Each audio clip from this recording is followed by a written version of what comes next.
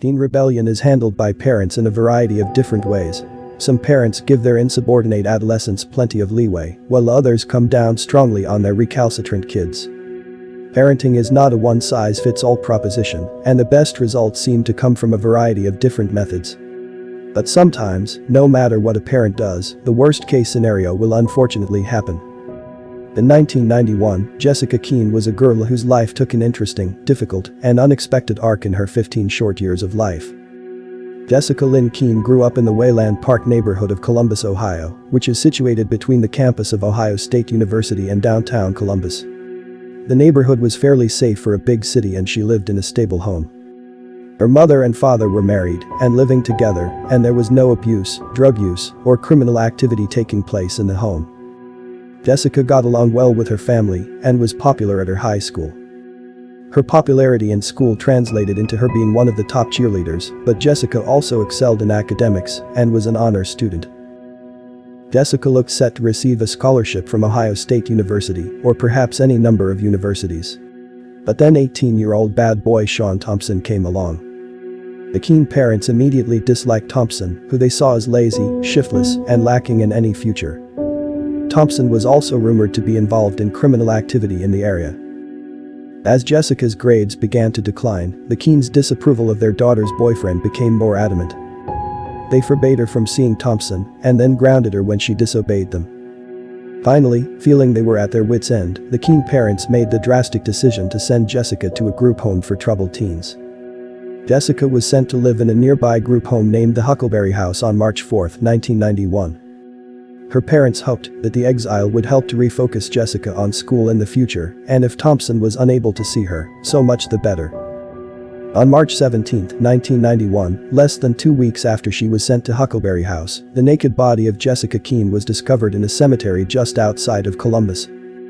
The police quickly amassed a trail of physical evidence that painted a graphic image of Jessica's last minutes on Earth.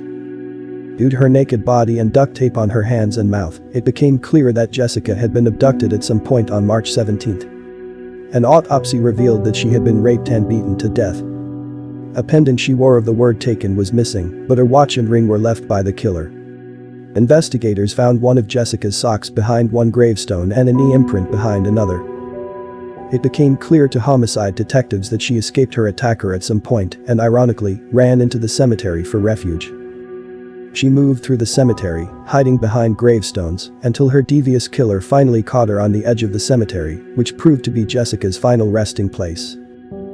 The Keen family was mortified when they learned about Jessica's murder, and the city of Columbus went into high alert when it was informed that a killer rapist was roaming the streets freely.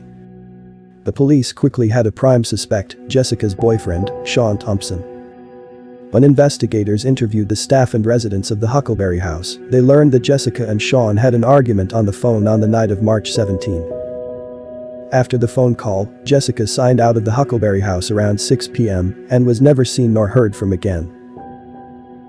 The Keen family and many in the city of Columbus thought that Sean Thompson was good for the murder, but it was soon revealed that he could not have been the perpetrator. Thompson had witnesses who claimed he was on the way to Florida with them during the murder, and DNA profiling, which still was relatively new in the early 1990s, eventually proved him innocent. Once Sean Thompson was definitively ruled out as a suspect, the only thing left for the police to do was to store the biological evidence from the crime scene and hope that science would one day catch the killer. As the 1990s started to go by, the parents of Jessica Keen and many of the investigators involved in her case began to lose hope that they would catch her killer. In the years since Jessica's murder, the science of DNA profiling advanced rapidly. The biological samples taken from Jessica's body were preserved in a crime lab and then entered into the Combined DNA Index System, CODIS, when Ohio became part of the database in the 2000s. Columbus police suspected that whoever killed Jessica had either committed a serious crime before or would again at some point. In 2008, the investigators' theory proved to be true when they received a match in the CODIS system for the semen left on Jessica's body. The sample belonged to a man named Marvin Lee Smith Junior. It was immediately clear that Smith's sample was no fluke. He was a career criminal who was out on bond for sexually assaulting 2 Columbus women when Jessica was murdered. On April 9, 2008, Columbus police traveled to North Carolina and arrested Smith for the murder of Jessica. Once Smith was extradited to Ohio to stand trial for capital murder in 2009, he showed his cowardly nature by pleading guilty to the murder in order to avoid the death penalty.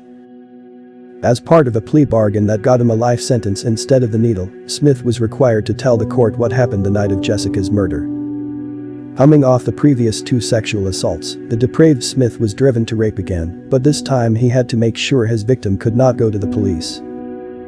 As he drove around Columbus looking for his next victim, he spied Jessica waiting alone at a bus stop. Like a true predator, Smith pulled up next to Jessica, assaulted her, and then threw her into his car. He then bound her with duct tape and raped the frightened girl. Jessica apparently knew that her attacker had no plans to let her leave, so she ran from the car into the cemetery. Smith admitted that he had a difficult time finding her in the graveyard, but he was helped when Jessica unwittingly ran into a fence post, which knocked her unconscious. The killer then finished Jessica off by smashing a tombstone over her head. The cold irony of being murdered in a cemetery is something that is difficult to contemplate and will always live with Jessica's parents.